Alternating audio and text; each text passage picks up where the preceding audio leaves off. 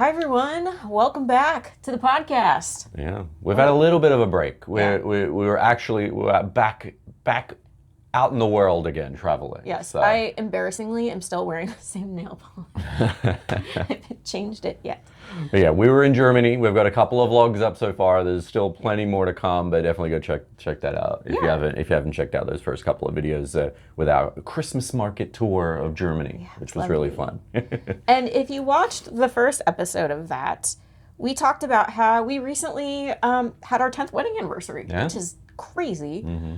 So in honor of being married for 10 years, we've learned a few things about each other in that time. And so we've kind of been reflecting in general, but especially having traveled around that time, we've been thinking a lot about like, how do we do this without murdering each other? Yeah. And what have we learned about each other, ourselves, and communication that enables us to do this as much as we do and still have like, and even improve our relationship. We thought of some things and we thought we'd share them. Yeah, because travel, most of the time it's fun, but it is very stressful and it can put you in very stressful situations and that can bring out the worst in people, right? For sure. So I think being prepared, so some of our observations are about like how we sort of plan for, some of these like bumps in the road that could cause us to be stressed or lash out at each other, things like that. So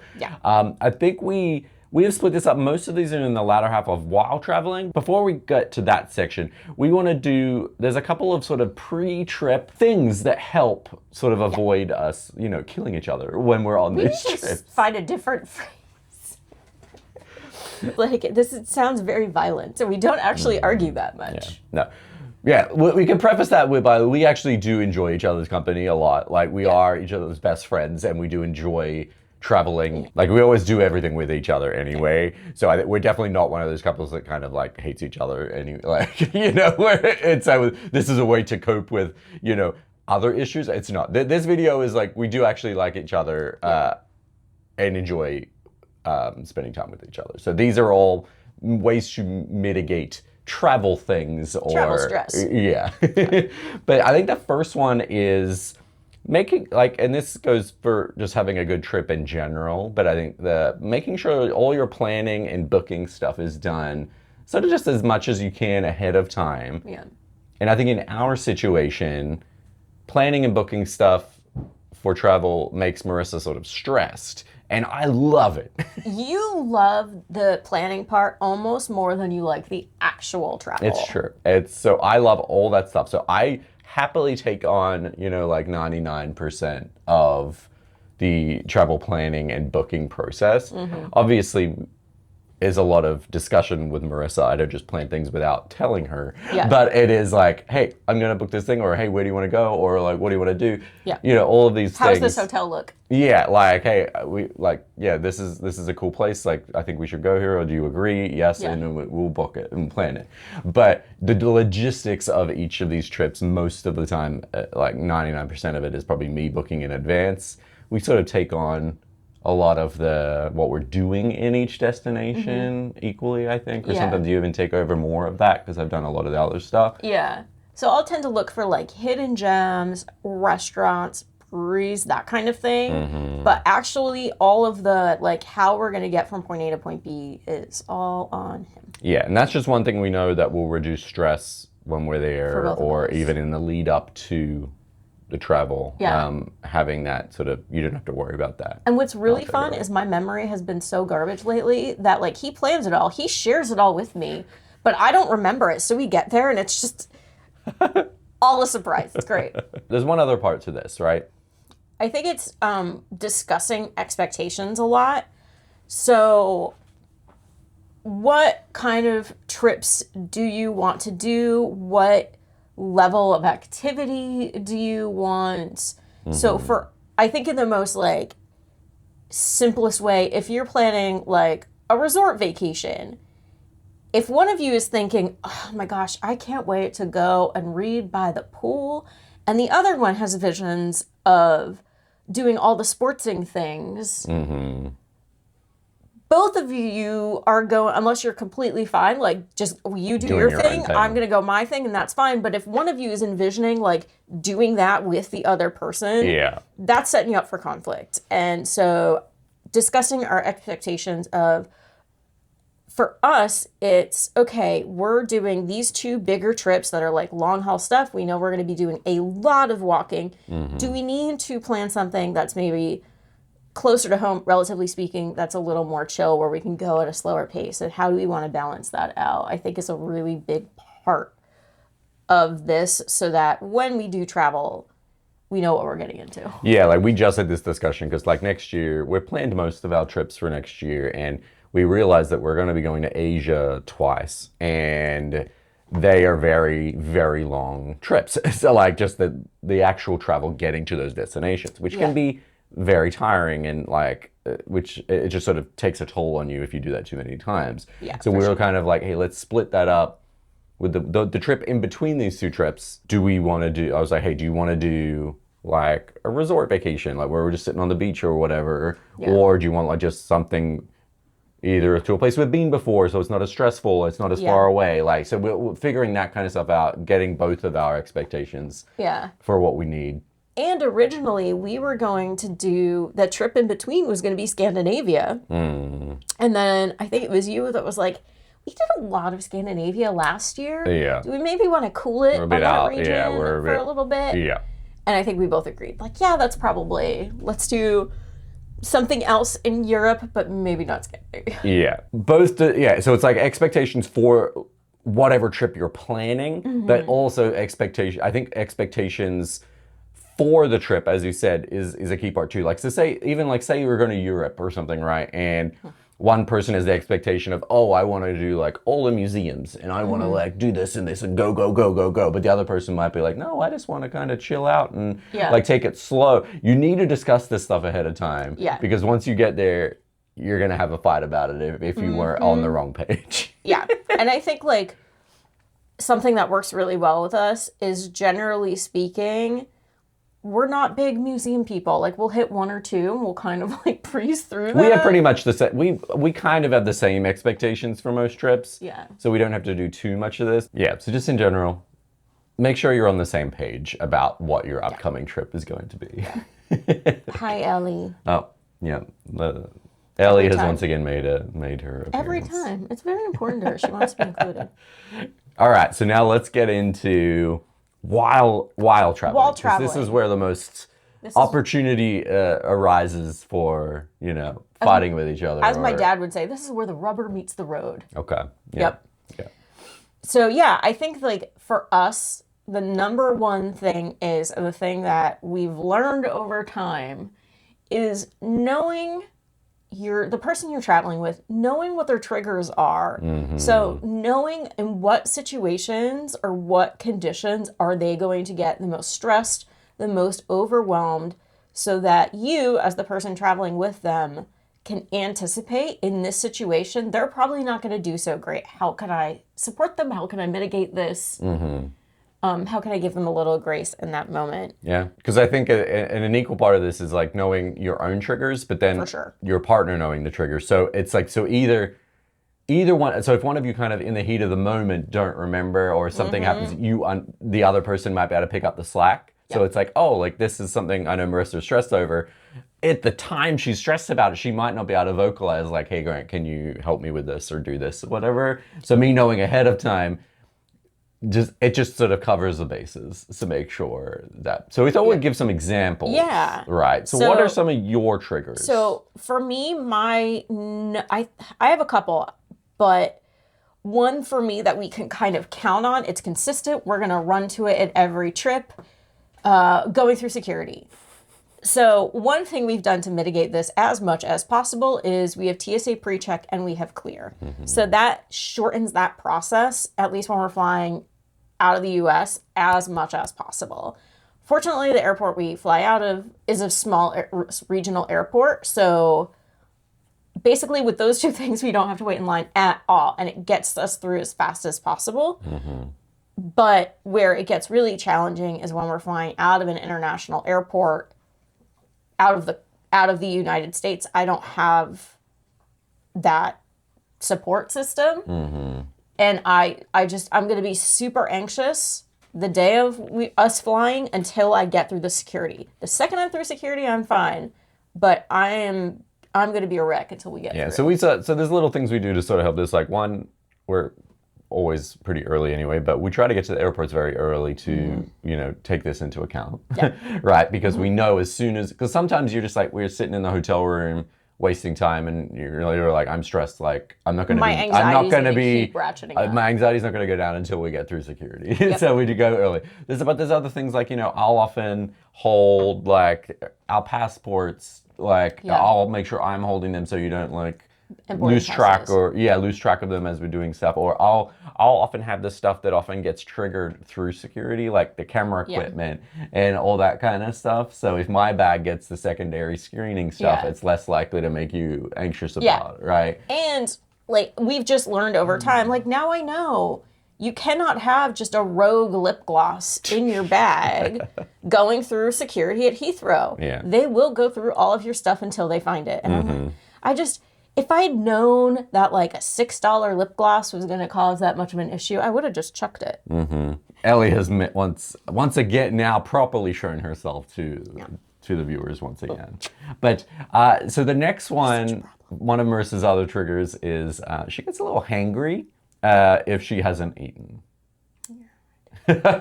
So I know on my behalf, we always have to keep Marissa well fed. On your behalf? Well, because you'll probably get angry and it makes it harder for me then to deal. Okay. I thought this was for my well-being. I'm teasing you. But no, but I generally will take it on myself to know, because like Marissa might forget to eat, or like we get through a situation where it's like that. So I try to take this one on of making sure like, hey, like I'll even pack like granola bars and protein bars and stuff like that. Do you know how many granola bars you put in my bag before we went to 4? Germany? It was 3. Yeah. And so I do that because I know just in case, because it's just a way to minimize that. And I think a lot of people are like this too. If you don't eat, you're more likely to get like hungry and angry and stressed and and I think that's accentuated when you're traveling. And when you're traveling, especially long distances, you don't know when your next meal is sometimes, like, or it's at the mercy of the flight attendants or whatever when you get to the airport. So just like maybe have some snacks along the way to make that easier. I think that's true. I think you have one more too, right? Crowds. I get very overwhelmed in crowded situations. Bonus points if it's very hot out. I will have a full-blown panic attack. Yeah. So we just know if it's starting to get an area that looks really crowded, we'll go down a side street, we'll go to the edge of the crowd if possible. This happened at the Christmas markets in Munich. Like there was just like a wall of people we could not get through. Yeah. So we're going to go on the outside. Yeah. And this happened the worst time that I can think of. There's 2 instances I can think of. Was the bamboo forest in Kyoto. It was so hot that day, and I just melted down. Yeah. The other was Borough Market. London. Yeah. That was the pure crowd situation. It was just pure crowd, and so we both know that if we're walking through an area and all of a sudden it feels like wall-to-wall people, we've got about 10 minutes on the clock. So that's my response. And then I've found myself, like some of these are similar to, like I also have like crowds not as sort of extreme as yours, but I also have a similar one with that. The heat in particular is one that gets to me. The hotter it is, the more I think I think my sort of just like threshold for dealing with stuff like lowers. But also you can get quite sick from the heat. That's true. Too. Yeah. So I think one of the main ones for me is, you'll know from the previous point of I like to schedule and plan things, I am more likely to get really stressed if that plan does not go like according to plan, if the schedule doesn't go according to plan. Yeah. So like if there are flight delays, or there's a chance we're going to miss a connection, or we're late to something and we're going to miss like something we booked or scheduled in while we're on a trip, like all that stuff is more likely to make me stressed. And I think a good example of this was the first time we were in Norway. We had some issues with trains leaving Flom. Do you remember this? Oh, yeah, yeah, yeah. And like I was very stressed that we were not going to make a connection. We weren't going to get to Bergen or something. Like it was just throwing the entire plan out of whack. And but in that situation, you were like, okay, don't worry, I'll go. I'll get up and I'll go ask the like person. I'll go figure it out. I'll go figure it out. So being able to sort of have the other person know that this was at that time where I wasn't as focused as I normally was, right? So this is the perfect example of knowing your partner's trigger, so you can sort of take over and do the thing. Yeah. And I think there's one more. Isn't there one more for me? Oh, Language. This is one we just kind of figured we out. just discovered this after 10 in Germany.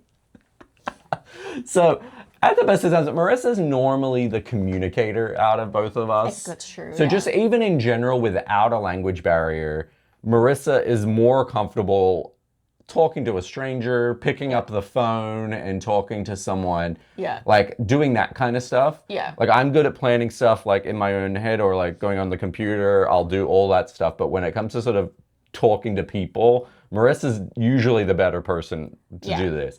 But this really came out in Germany recently. It came out to some extent in Norway the very first time we went there. Yeah. But we didn't quite figure it out. But we figured out in Germany that after like a day or two of a language barrier, especially in Stuttgart in Germany, where they weren't as English speaking in the Christmas markets in particular, I was starting to get a bit overwhelmed with the ordering process. And I normally will order stuff like because I'm generally the one that will have the cards and the cash and stuff because we figured out you were uncomfortable handling the cash.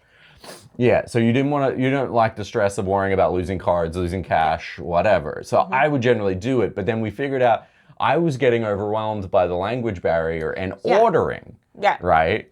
So what we figured out is that, okay, in these situations, Marissa orders, Grant pays. Mm-hmm. And it's the best of both worlds for us. We discovered this, and the rest of the trip was great. It was like, Marissa was like, that's fine. I'll go order make a fool of myself trying to order in German. I'll pronounce this thing wrong. I don't care. But that would drive me insane. Like, I would be like, oh, God, I'm going to make a fool of myself. Like, it's just how my anxiety forms is like that worrying that I'm going to get it wrong or whatever. Mm-hmm. But I have no worries about figuring out how much it costs and getting the different bills and the coins and all that sort of stuff. And I've noticed too, even in English-speaking countries, when we travel, you still get overwhelmed by ordering. Oh, I do. Because there's 100%. definitely been times when we've been in like England or I know Wales is debatable if it's an English-speaking country, so I don't want to offend any Welsh people. But you just get to a point where you're like, I cannot order at a bar one more time. Yeah, no, that's true. You got to take one for the team, that's Marissa. True. Yeah, and I think I don't think we figured out that it was you not being super comfortable with the payment, paying for things. It wasn't the ordering, and we just figured this out finally. So we revolutionized our travel, I think. Yeah, I'm so excited to see how this plays out going forward because this has been, it was like unlocking some kind of mental gate that we didn't even know was there. It was actually very exciting. And we just discovered this new travel hack that will make it easier for us moving forward, which is good. Yeah, which it was kind of cool to have a revelation like that on our 10th anniversary trip. Which sounds silly. You think that we would have been like, why didn't we figure this out earlier? But honestly, we were both pretty excited about it. Yeah, no, it was good. Yes. I don't have to deal with this thing I hate anymore. Yeah. But I think, that was just good. So that was an instance of, us both discovering the thing at the same time. But I'm sure there's a lot of instances where we've known this stuff about ourselves and and I think a lot of people probably do know what their insecurities are or what their stressors are, but maybe they don't communicate that with their partner. And therefore, that's how a lot of issues when traveling would happen. And I think that's probably 90% of the issues, right? Is that they haven't properly communicated that this is something that stresses them out. You know? Because it's funny, I was just thinking, we figured out, I want to order, you're going to pay. Even when we go to our local bar, you pay, but it's a situation where I can order or grab a bottle from the fridge. Yeah. And so we naturally do that at home. Yeah. Yeah. No, I think it's true. Yeah, I think it's literally everywhere. It's like I obviously it's not as big a deal at home because I'm probably at places I'm more comfortable with, or Yeah. it's not a. I don't like the unknown of like what the process is. So a lot of I think my Yeah, stress that's is literally. It's not even literally like being embarrassed, like, oh, I pronounced something wrong or I didn't order right or something. It's You're more not of gonna like follow the right I have process. it. I don't exactly know what your process is at this establishment or whatever. Like I don't, and I think that has come out when traveling a lot too. In Japan initially, when it was like, oh, how do we pay at this place? Like there were some places where you paid by like a vending machine up front, Oh, yeah, and that yeah. was perfect for me because You're I didn't like- have to talk to someone. I paid and I knew the process. Everything was paid for. Yeah. I went in and like, then they just like give you the food and it was great. But I think there was like another place we went where we're like, wait, how do we pay now? Like, Yeah. do we have to like wave someone down? Like, do we? And that was something that was a stressor because stressful. I didn't know the process for Yeah. like the ordering system. And I was really proud of you because that was also the place where you had to try and communicate spice level. And you did great. Yeah. But yeah, I think that was the place where, yeah, at the end we had to figure out how to sort of pay. And I Yeah. think you had to like go up and pay a thing. But it's, Yeah. but that even happens here, like when you go to like a diner in the US, where it's a weird situation where you have to take your receipt up to if you've never done that before, you wouldn't know. Like you normally, like in the US, you get given a bill and you give them your card or whatever, and then they walk up and come back and pay. But like at a diner, they just throw the thing down and then you have to take that and go over to the thing. You were very confused when I took you to a diner in New Jersey. Oh man, that was just a good revelation, and it just I think it really highlighted this whole topic that we're talking about right now of like knowing triggers and knowing stressors And communicating them. Yeah. Oh, look at us in sync. All right. The next one is like it's sort of along the same vein, but I wanted to sort of focus on it a bit more here, and it's kind of like the lead especially when you're traveling in a couple. There's always going to be kind of a leader and a follower. Yeah. And I think 90% of the time, it is kind of me because I probably planned a lot of the stuff, right? And so I'll kind of be like, hey, this is what we're doing. You're also better at navigating. I'm also generally better at navigating, but I think also too, like even while on a trip, because we don't always plan to the T exactly what we're doing each day. And often when we're traveling, I'll be waking up excessively early in the morning, like 4 a.m. or something. So I have like 3 hours to like plan stuff. So I'm going through my phone, finding tours, finding museums, finding whatever. And Marissa will sometimes wake up and I'll be like, hey, we're doing this. And you're like, okay. Yeah. But I also have veto power. Yeah. If I'm like, I'm not really feeling that. Yeah.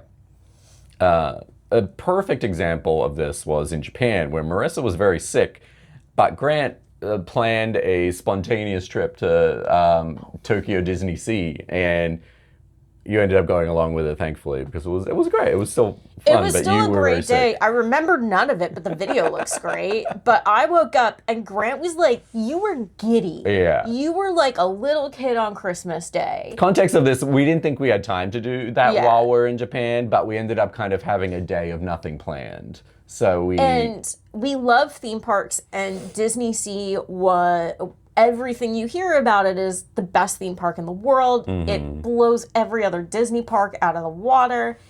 And we didn't think we had time for it on this trip. And I woke up and I was like, what's going on? Because you were jumping up and down. You were giggling. I wanted to die. And you told me, what if we go to Disney Sea? And every fiber in my being did not want to go, but you were so excited. I couldn't bring myself to deny you that. Yeah. Because it was the most excited I've ever seen you about anything. And I couldn't do that to you. So I just had to like power through, baby. Yeah. And I think, but in saying that too, like it's not always like me doing that or whatever, but I think the key to this point is when you are the person sort of leading on a trip, you often get sort of like what we call like decision fatigue. There's just a point, and I think we figured out that the point for me might also be triggered to this like whole revelation we figured out with like ordering at restaurants and all this stuff. But there's been often points in trips where I'm just like, I can't anymore. Like, you need to make this decision or you need to do this or whatever. Like, I'm tapping you on the shoulder. I'm You are tapping you now in. you are now the lead, and you are taking over. Yeah. And I think that's important to know that you can both do it. Mm-hmm. Like, because I feel like you probably are fine. Like, I think you've often said like, oh, I like being like passenger princess or whatever. Yeah. And like, I'll go along with whatever you plan and just come Yeah. along for the ride. But it is good, and it's a relief to know as the person leading a lot of the time that the other person can take over. Yeah. Right? Because it does get tiring after a while, especially when you're in a place that's more out of your Unknown. comfort zone. Yeah. Right? For sure. Yeah. So like when you're in those situations, that can become really tiring, or really like I can't like I picked the restaurant like twice in a row or whatever. Yeah. You got to pick the next place we go to dinner, or like you pick the attraction we're doing or whatever we're doing. Mm-hmm. Yeah. And I think that helps alleviate. You these know at stressful any point times. you can tap out. Yeah. Yeah. Yeah. So I think that's sort of a quick one, but I think it's just important to sort of have that like set that expectation, communicate it, and be Yeah. like, hey, this is how we're gonna do it. And I think it's also important to have an understanding, even if it doesn't have to be in as explicit terms, but having an understanding of who generally has what role.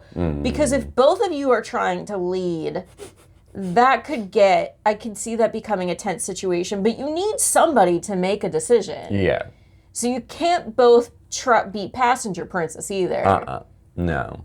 There Unless needs to be a balance. Unless you've been excessively well planned and you're going on a tour that's structured in a tour group or something, Yeah. then maybe you can, or even like maybe if you're on a cruise or something, you kind of can to some Mm-hmm. extent. Because like the cruise line is somewhat dictating it, and you just have Yeah. to pick the things you're doing. Yeah, you just have to pick which restaurant you're But going in to. particular, when you're going to a new country, you're spending a week there or something, and Yeah. you're kind of doing your own thing every day, it's important to have that sort of set up and established at a Yeah, time. for sure. I think the next one is really a key to some of the triggers we talked about earlier, and that is learning to separate stress from each other.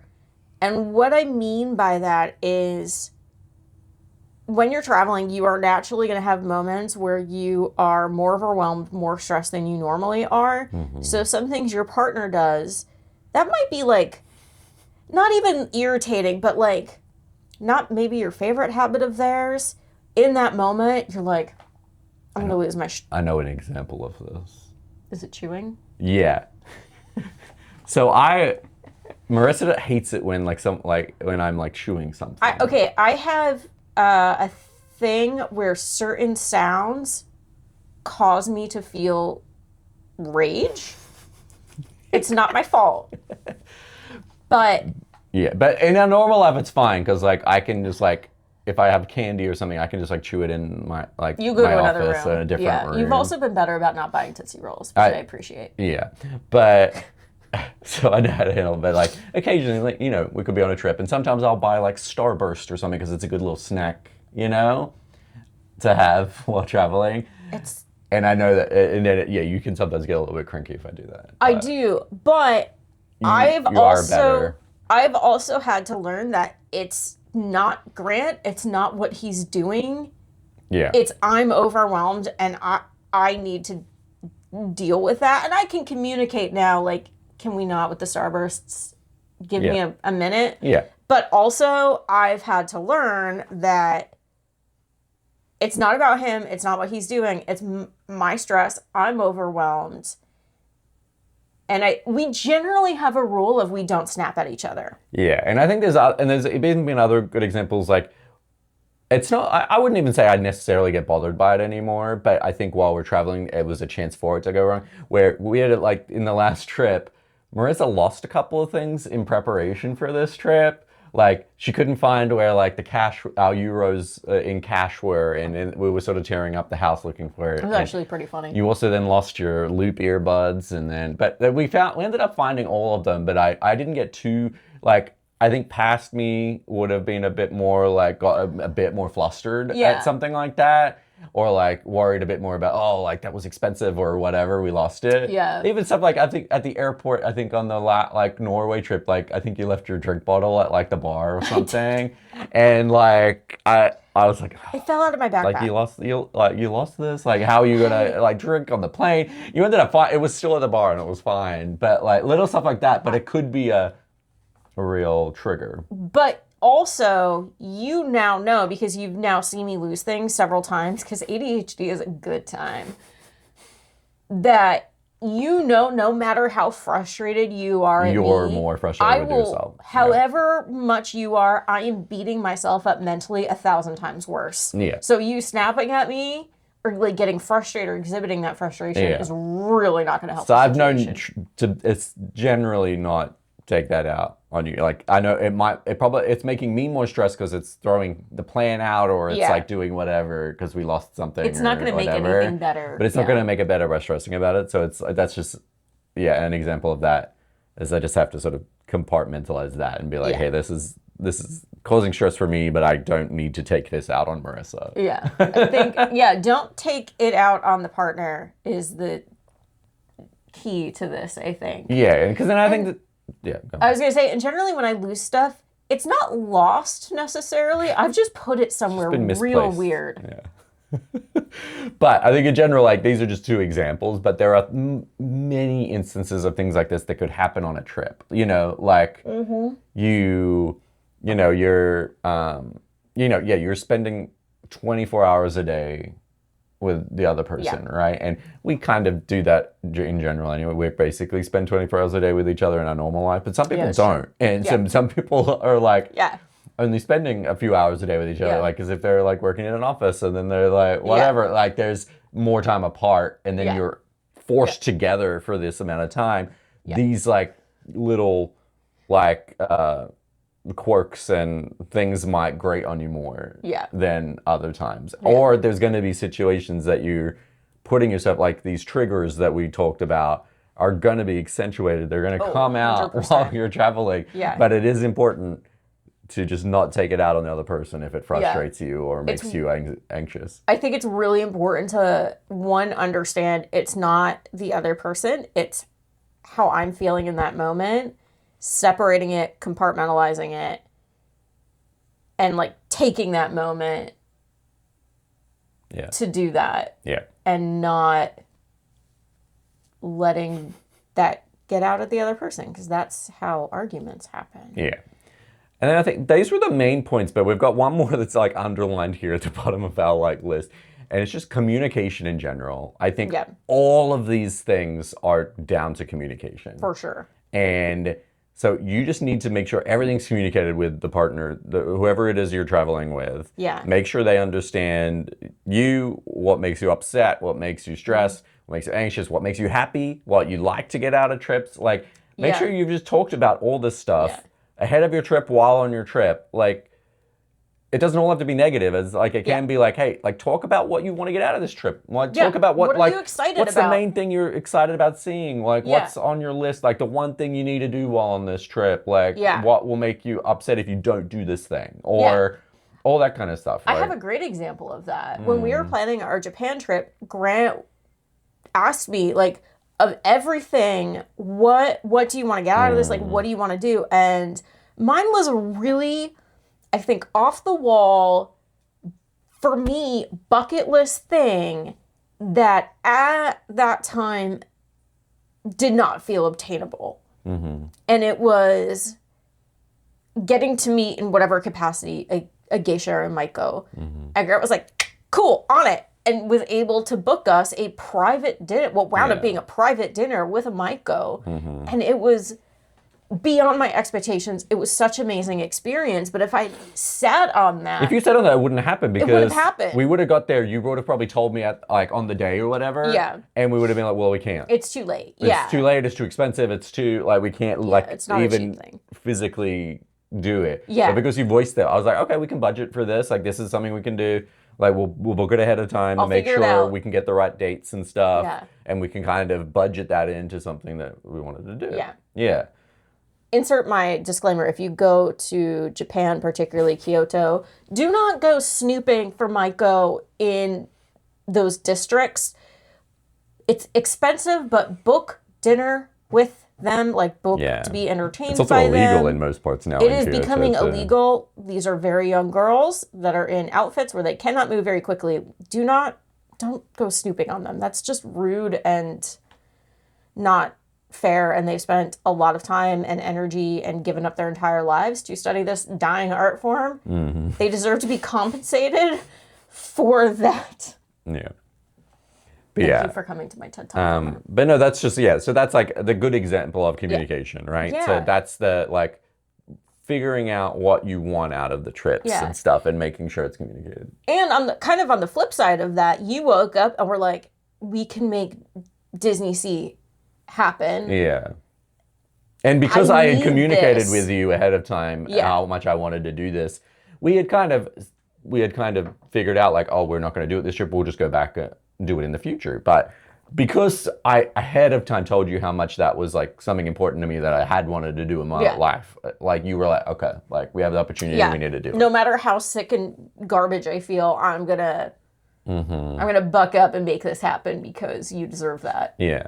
So it's not all the negative stuff to talk about. It is also the positive you're stuff. excited about. Yeah. Yeah. Tell your partner, like, if you really don't want to do something, tell them that. Or tell, like... I feel like there was an example when we were in... Was it Norway? There was something... Well, it wasn't, like, that big a deal, because I wasn't that... I think it was in Germany. I was like, oh, we could go do, like, the Mercedes Museum or something. Oh, and I was like, no. And you were like, no, I don't really want to. And I was like, that's fine. Like, I'm not that, like... Yeah. I'm not that dead set on doing the thing. Yeah. But I was like, this was just something we could do. I was very fatigued that trip. Yeah. That's another thing is, especially with our last 2 trips and all of my health stuff, see your previous podcast for information on that joyride.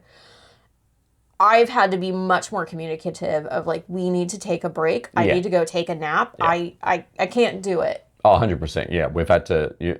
In particular, because of all that stuff. But it's like, but in general, you're going to be jet lagged and you're going to be like tired. You're probably walking 20,000 steps a day in some instances. It's okay to tell the other person, hey, I don't have the energy to do this, or I'm tired. And I think another thing that we've done, and I just thought of this just now while we're talking about it, that helps give a little bit of space when we're traveling is generally...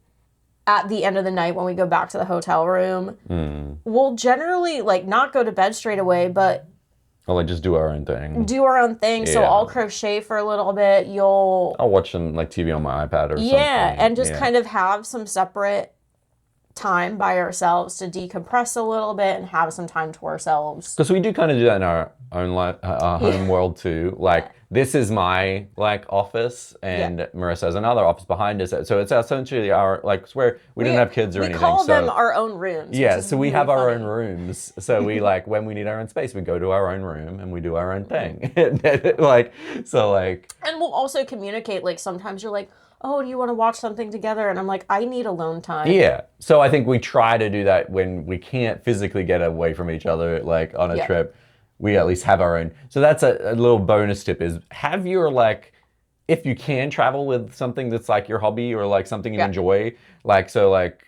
An iPad, a Kindle, a craft. So just so you can go off and read a book, you can go off and watch a TV show, you can go off and like crochet. Even if you're sitting like 6 inches apart in a hotel bed. You can put some headphones on or something and just kind of zone out for a little bit. Yeah. So it's important. Yeah, definitely. But I think that's it. I think that's it. Yeah. We got through this with minimal pet interruption. We did. This is amazing. Albus didn't even appear this time. Didn't, no. But anyway, this was a fun one. I like this. I think this was a good, this as a celebration of our 10-year wedding anniversary, talking about how we haven't killed each other on our trips. We have rock solid communication. We actually really do communicate very well. Yeah.